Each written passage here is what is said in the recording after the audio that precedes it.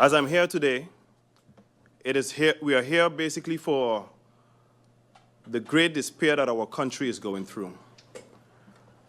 Also based on recent events on the 17th, I would like to make mention that there is an investigation ongoing, and today there is nothing the minister can deliberate on an ongoing investigation. And I would like that all of us respect the fact that let the detectives and the police force do their due diligence in order to bring justice to what took place with that event on that day. As I was questioned and asked to come to Parliament, today we have a presentation that I would like to present based on the topic today on the high crime on St. Martin. WebCare has emerged as a new method of information gathering utilizing software to focus on specific topics online and collect data from social media. Several investigations have been shared with the French police and vice versa, due to the fact that the Dutch citizens commit crimes on the French side and vice versa. The sharing of information is becoming more routine, although privacy laws must still be respected. Plan of approach on public order and safety in 2024. Despite these efforts, it appears that KPSM's actions have not yet led to a decrease in violent crime. In light of the recent events, a new plan of approach is necessary for the remainder of 2024. KPSM cannot execute this plan with the current capacity. Assistance has been requested from within the Dutch Kingdom to target specific issues. Information-driven policing remains a primary focus, as does prevention. However, the visibility and enforcement on the streets must be increased. More surveillance in hotspots, more traffic controls, and targeted operations from joint investigations will be implemented in the coming months. The community police officers will develop action plans for their communities addressing issues in schools, businesses, and neighborhoods. A joint investigation has begun regarding the murder and attempted murder in the case of Olivier Arundel. Yeah, Madam Chair, through you. In the beginning of this meeting, it was made clear by the Honorable Minister that we wouldn't discuss certain issues relating to the crime, the recent crime committed 2 days ago. But here it is that the Honorable Minister, he himself is calling the name of one of the victims in his presentation. Moreover, Madam Chair, this meeting was called prior and should have been executed prior to the whole development that took place this week. Thank you, MP Marlin. I would ask the Minister to address the first part of the question really via interruptions by MP Marlin. Crime that is taking place on St. Martin, it is no secret of one of the main, slachtoffers of victims in the case, which is a political leader. Hence the reason it was mentioned, but no in-depth of the investigation was mentioned. You may make your interruption. Thank you, Madam Chair. Madam Chair, through you, I urge the Minister of Justice to choose the words very carefully. Maine, there's no Maine. There are people who have been murdered from May up, January up. There's no such thing as Maine. And as my colleague stated, this meeting was called before because we saw a problem within the community, a problem. So now those parents, those spouses, those friends of the victims from before are feeling that they are neglected and not important. And it took the actions of 2 days ago for a meeting to happen. Please refrain from the word Maine. Every victim is a Maine victim. Thank you, MP Utley, for your observations. And Minister, I invite you to continue your presentation. The police force of St. Martin faces significant challenges in implementing the proposed plan. Capacity is the main issue, as there is insufficient budget for new recruits. A major concern is the lack of vehicles. Without them, no plan can be executed. Operational materials such as uniforms, weapons, and ammunition are being received only gradually. The police force of St. Martin is unable to purchase communication devices and ICT materials such as licenses, computers, and software due to the budget constraints. Additionally, detention capacity presents a significant problem for the public prosecutor, often resulting in the premature release of criminals. Police cells are in need of renovation and personnel, and there are no storage facility for confiscated goods, nor a contract for a forensic doctor. These issues pose considerable operational challenges and impact daily operations. Addressing budgetary concerns in Parliament would be greatly appreciated.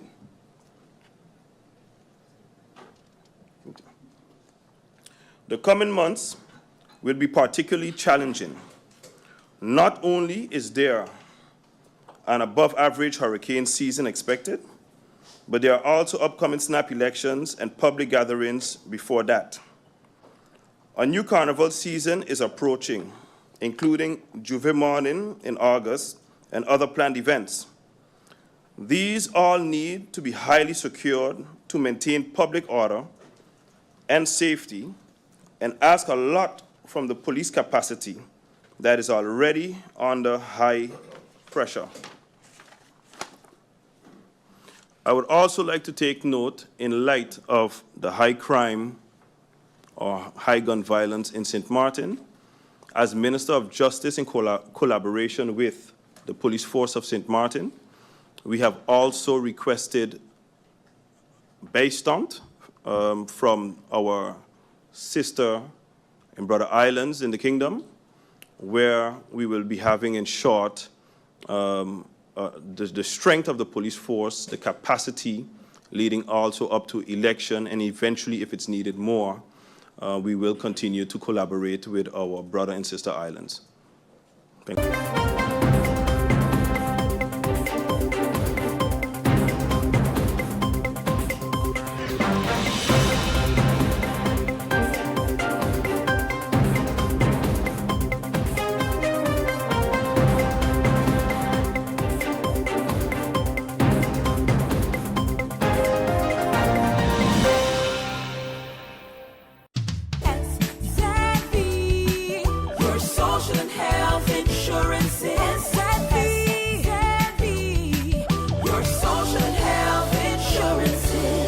Are you SXM insured? Do you have a valid medical insurance status? SXM is cardless. Request your My SXM account today and enter the virtual office of SXM.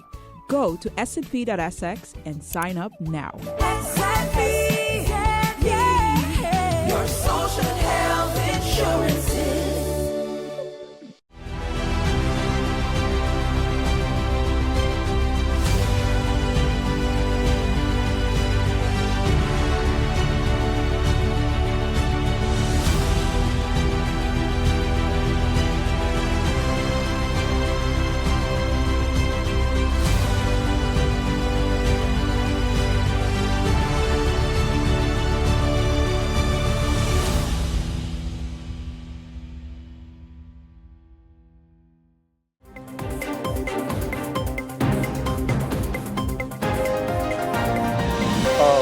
Minister, I would like to know the status after seeing your presentation, the status on the Point Blanche prison.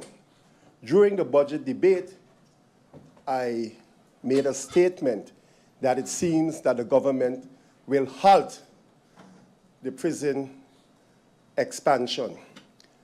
During your presentation, I noticed that it's a lack of facility space.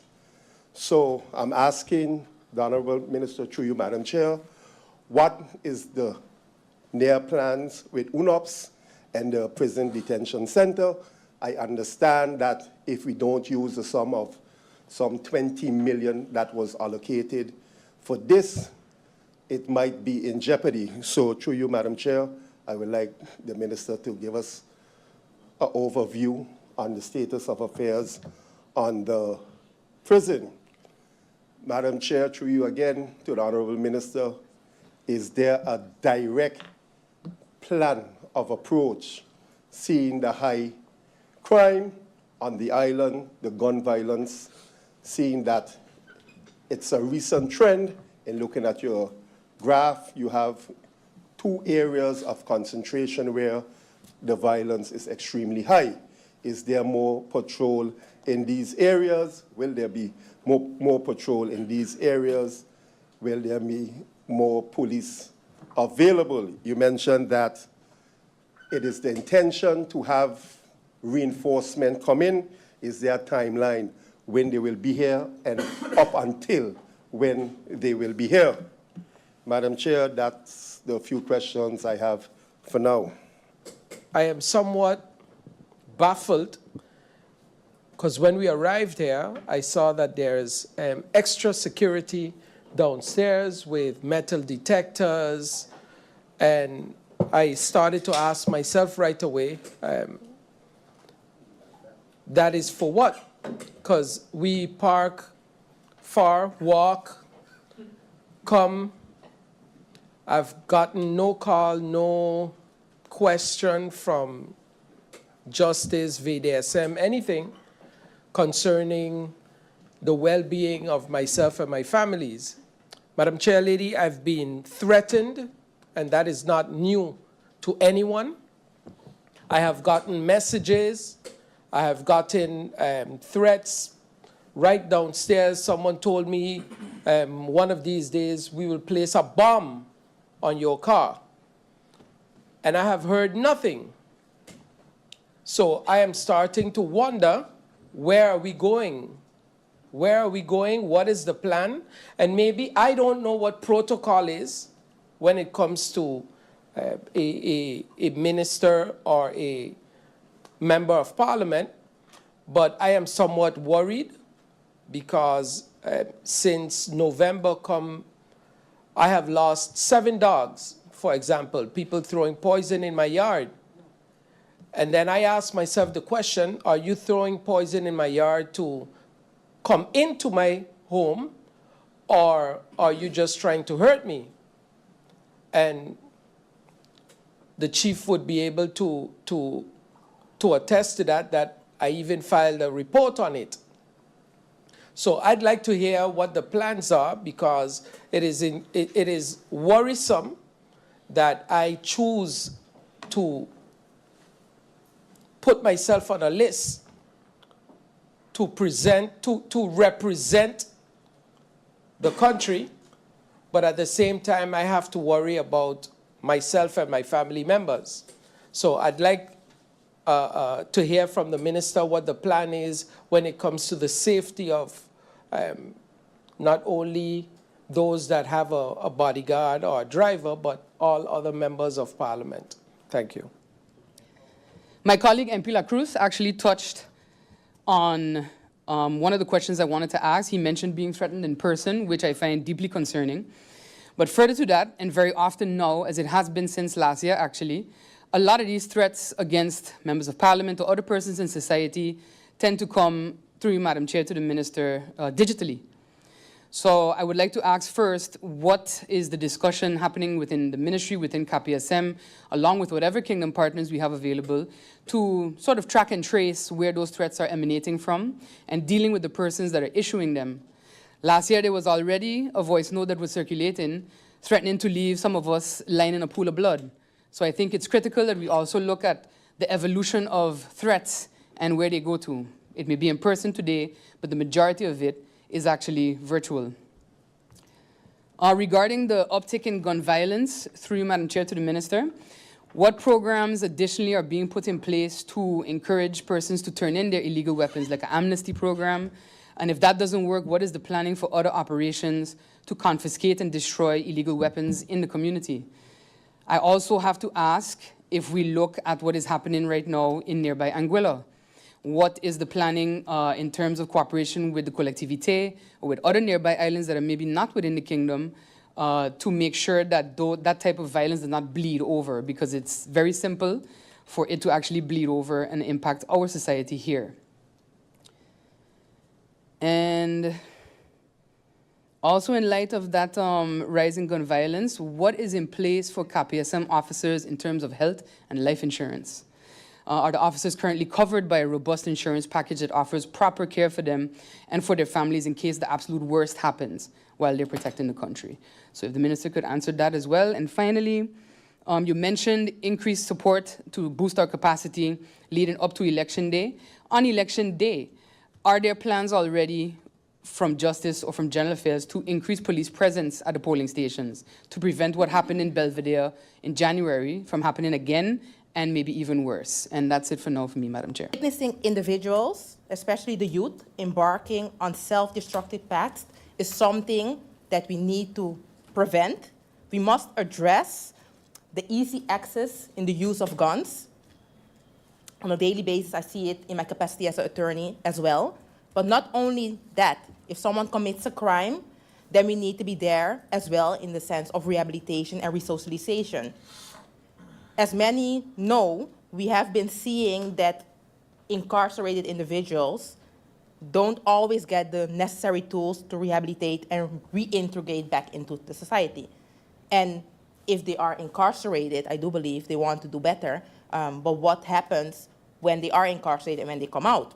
What skills do they learn and what awaits them when they come out? So can we always blame the crime, or can we need to look into rehabilitating and resocializating into the society? How come is there a recent rise in crime is also what I ask myself. Because we're all seeing the recent rise in crime, and it's alarming. If you look at the past 2 weeks alone, we had 5 shootings and also one very tragically where someone lost their life. But as my colleagues mentioned, the impact on someone losing their life versus others that maybe are involved that are high-profile figures, I do think we need to focus on the fact that the severity of an impact from someone losing their life doesn't have to be measured with who someone is. Every shooting incident is equally important, and everyone in the St. Martin society deserves to live in safety and not in fear. And the question is, how can we all provide that?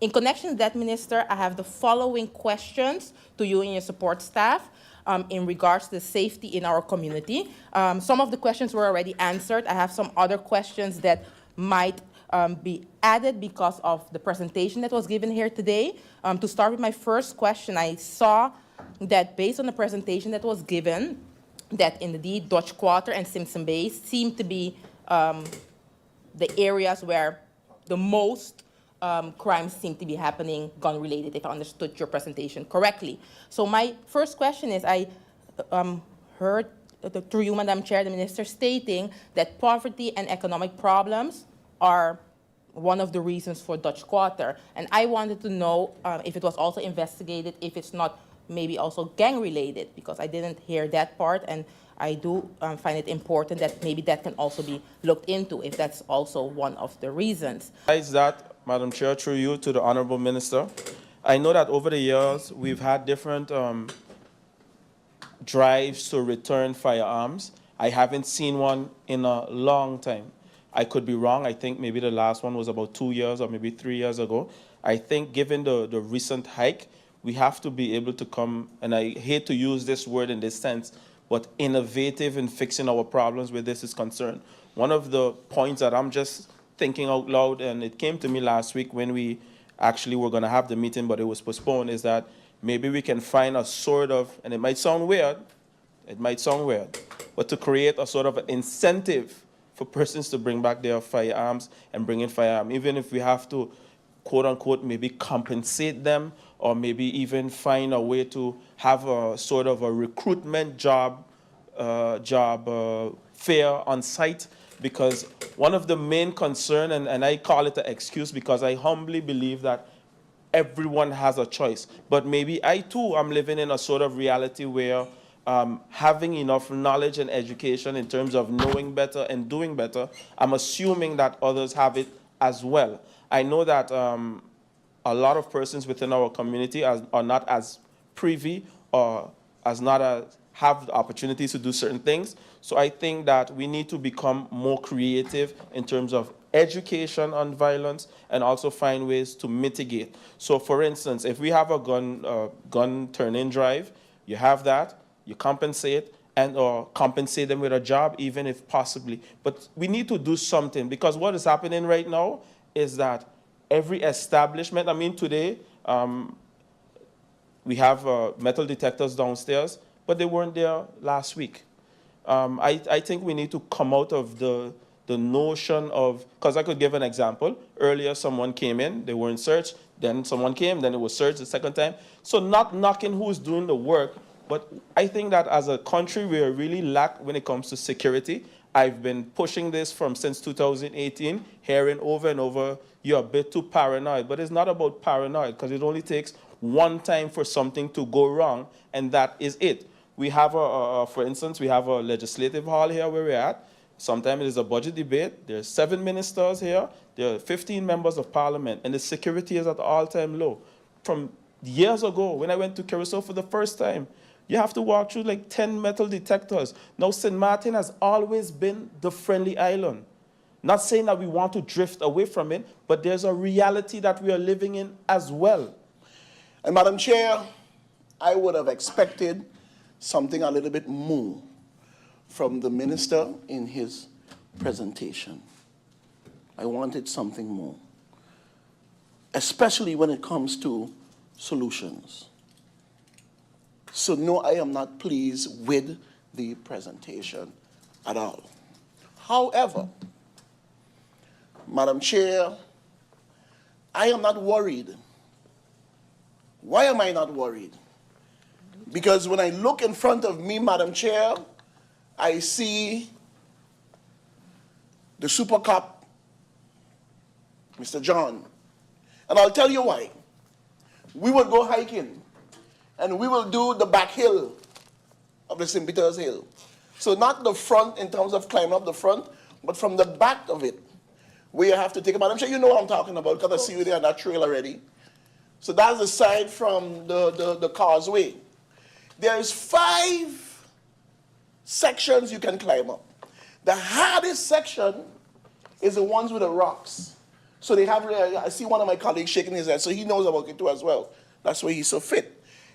To get to that top of it, Madam Chair, there's ropes. Because it's one of the hardest sections to get up. And we would start early on the Sunday morning, and we beat everybody else because we climb in, and when we look back, Carl John and his crew flying up this hill, no rope, no holding on, nothing, climbing rocks, reaching up. And then when they reach to the top, and then we reach to the top, they're still up there doing push-ups. And we would be like, no, I just can't wait to get back down. I'm done with this. So I have no fear in terms of them getting the job done. I have no fear with that. I have no fear also with the Minister of Justice getting the job done, because you came from there. You know what is needed, so I have no fear. What worries and what troubles me, Madam Chair, is to the Honorable Minister, show me the money. Show me the money. Because from all the things that my colleagues make mention and all the things that they are talking about, vehicles, police officers, this, that, show me the money. Because we are expected to cut from this justice budget.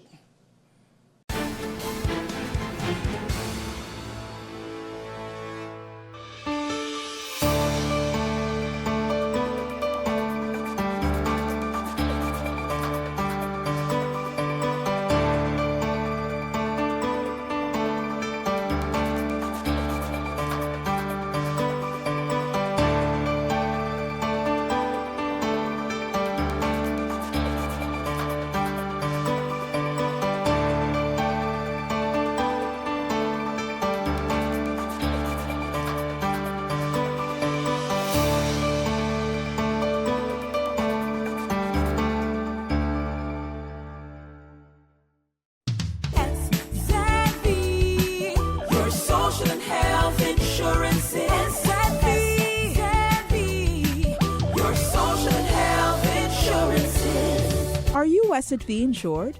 Do you have a valid medical insurance status? SXV is cardless. Request your My SXV account today and enter the virtual office of SXV. Go to sxv.sx and sign up now. SXV, yeah, your social health insurances.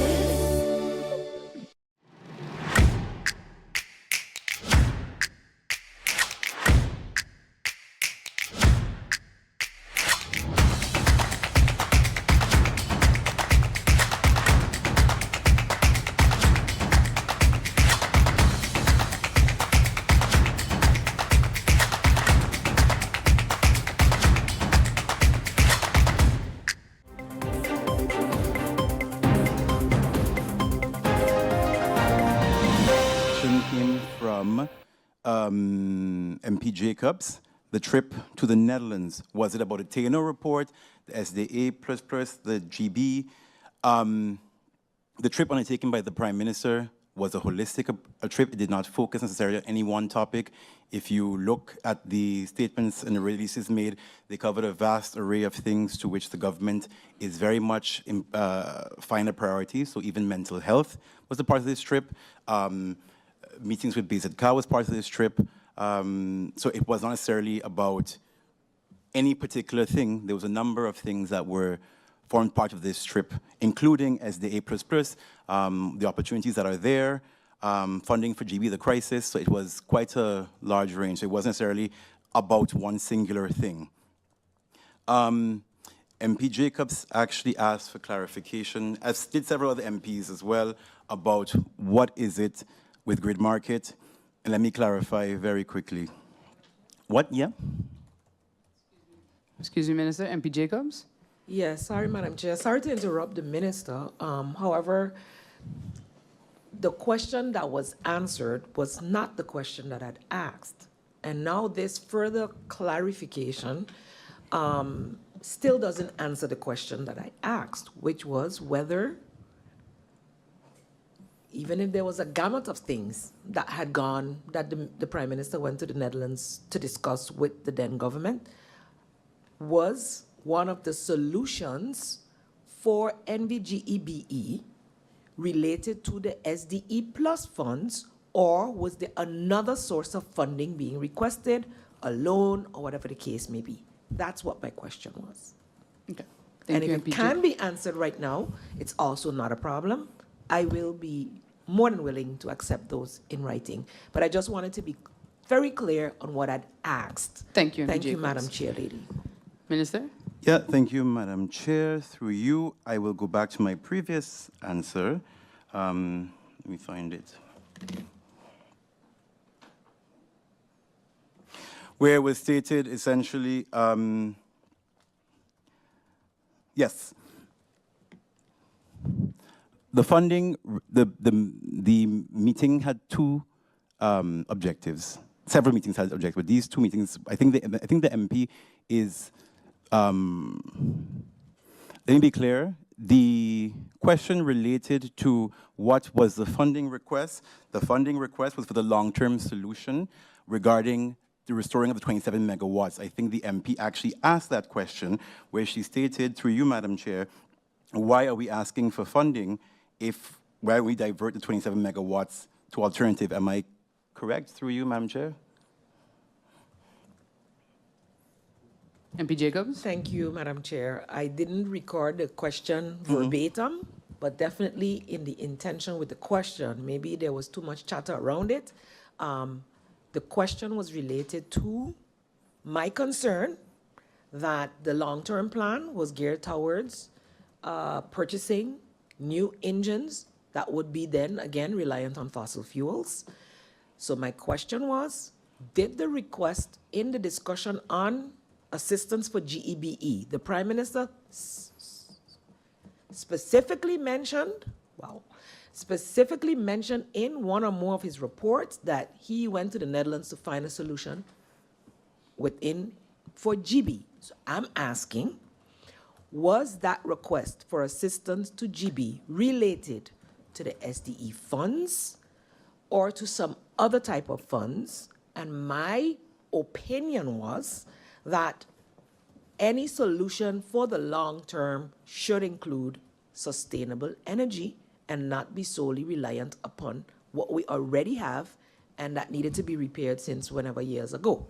So maybe it got convoluted in the manner in which was asked, but for clarity, I just needed to know if SDE funds are being requested, or is it being drawn down from, or is BZK and or whichever other ministry making other funds available to assist GB, or is it a loan, or what is it?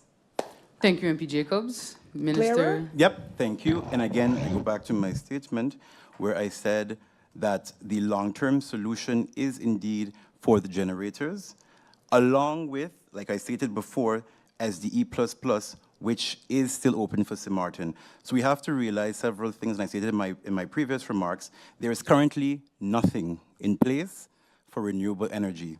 As such, we cannot examine only relying on SDE++ with a short or medium-term solution. By short and medium term, it really is this month / the next couple of months. So within the next couple of months, because it has taken so many years, next couple of months, we're not going to have a renewable energy plan. So the long-term solution in the current energy construction is generation. That was a discussion of the financing, the loans, the funding, and the Prime Minister's trip, alongside, because I think it has to be something you do in tandem, it cannot be separated, a discussion about accessing these funds and how GEBE, upon the submission, the publication of the Energetic report, can then find a solution towards funding their plans for energy transformation for the future. So it's long-term in two senses. Long-term within the current structure of how we do energy in St. Martin, which is completely based on fossil fuel, and there's long-term in terms of where we want to go towards sustainable development.